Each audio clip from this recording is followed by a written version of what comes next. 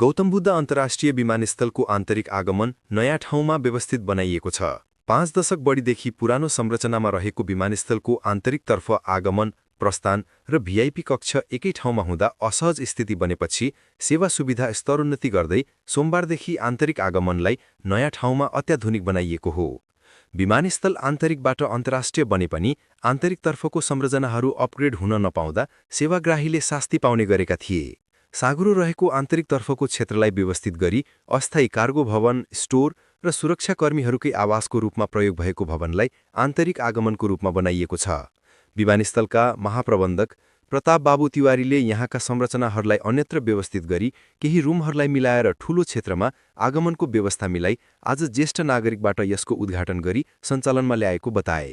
Terminal बन्यो, नयाँ चाहिँ अब हाम्रो इन्टरनेसनल पार्किङ बन्यो, रनवे बन्यो। तर के भने हाम्रो डोमेस्टिक तर्फ चाहिँ हाम्रो सेवा सुविधाहरू चाहिँ अपग्रेड चाहिँ भएको थिएन। निकै नै चाहिँ साँघुरो छ, अहिले पनि साँघुरो छ।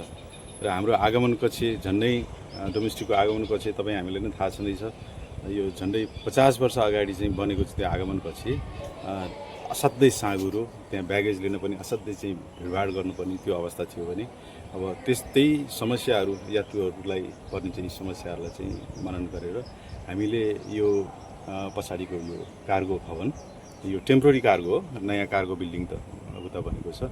टेम्पोररी कार्गो भवनमा रहेका केही रुमहरूलाई मिलाएर हामीले ठुलो स्पेसको आगमन कक्ष चाहिँ हामीले चाहिँ तयार गरेका छौँ।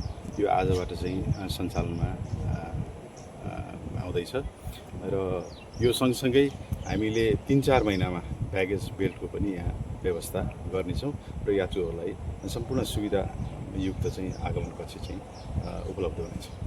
नयाँ आगमन कक्षमा केही महिनामै स्वचालित ब्यागेज बेल्ट ह्यान्डलिङको प्रणाली पनि जडान हुन्छ भने हाल यात्रुहरूको सहजताका लागि सबै आवश्यक पूर्वाधारहरू, पानीको व्यवस्थापन, फ्री वाइफाई, छुट्टाछुट्टै शौचालय, आउने यात्रुको कुरुवाहरूका लागि प्रतीक्षालयको व्यवस्था गरिएको छ।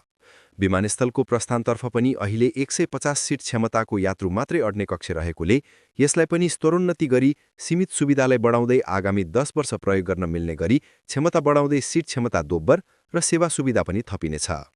भिआइपी कक्ष प्रस्थान र आगमनको सेवा एकै ठाउँबाट दिँदा साँघुरो भएको कारण पुरानो ठाउँमा अहिले भिआइपी सेवा बन्द गरी प्रस्थान सेवा मात्रै दिने गरी यहाँबाट आगमनको सेवा दिने व्यवस्था गरिएको विमानस्थलका सूचना अधिकारी विनोद रावतले बताए। त्यसमा चाहिँ विशेष गरी चाहिँ मैले हामीले एकदम असहज यहाँ चाहिँ बारम्बार परिचय पत्र चाहिने, त्यसको दुई ठाउँमा चाहिँ सेक्युरिटी चेक भएर जुन पब्लिकले चाहिँ कार्गो लिनुको लागि आउनुपर्ने झन्झट थियो, त्यो झन्झट अब सम्बन्धित एयरलाइन्सले आफ्नो उहाँहरूलाई हामीले कोठा छुट्याइदिएका छौँ। त्यो कोठामा उनीहरूले आफ्नो चाहिँ कार्गोका भनौँ न चिठी पत्रहरू, डकुमेन्टहरू त्यहाँबाट वितरण हुनेछन्। त्यो सजिलो भयो। यात्रुलाई जुन विभिन्न तराईको गर्मी, घाम भनौँ न, पानी, त्यो हावाहुरीबाट बस्नको लागि भिजिटर जुन कक्ष राखिएको छ, त्यो कक्षले नै चाहिँ त्यहाँबाट चाहिँ अझै सहज हुनेछ। त्यस्तै गरी बिएचएस ब्यागेज ह्यान्डलिङ सिस्टम भन्छ, हाम्रो धेरै जसो आन्तरिक विमानस्थलहरूमा यो चाहिँ हामी जडान गरिसकेका छौँ। यहाँ चाहिँ हाम्रो अन्तर्राष्ट्रिय एयरपोर्ट भएको हुनाले र त्यहाँ पहिला उतैबाट पनि हाम्रो अन्तर्राष्ट्रियबाटै सेवा हुन्छ कि भन्ने हिसाबले रोकिएको थियो। तथापि अब त्यसमा केही टाइम लाग्ने भएको हुनाले हामीले यही ठेक्का भई सम्झौतै भइसकेको छ। यो विमानस्थलबाट आन्तरिकतर्फ गत वर्ष 8 लाख बढी यात्रुहरूलाई सेवा लिएकोमा अहिले केही बढ्दो रहेको र यहाँबाट नियमित सरदरमा 20 वटा उडान हुने गरेको छ। 3 वटा एयरलाइन्स मार्फत 1 वटा पोखरा र बाँकी काठमाडौँ उडान हुँदै आएको छ। भैरवाबाट दैनिक लुम्बिनी कर्मी मोहम्मद हबिबको रिपोर्ट।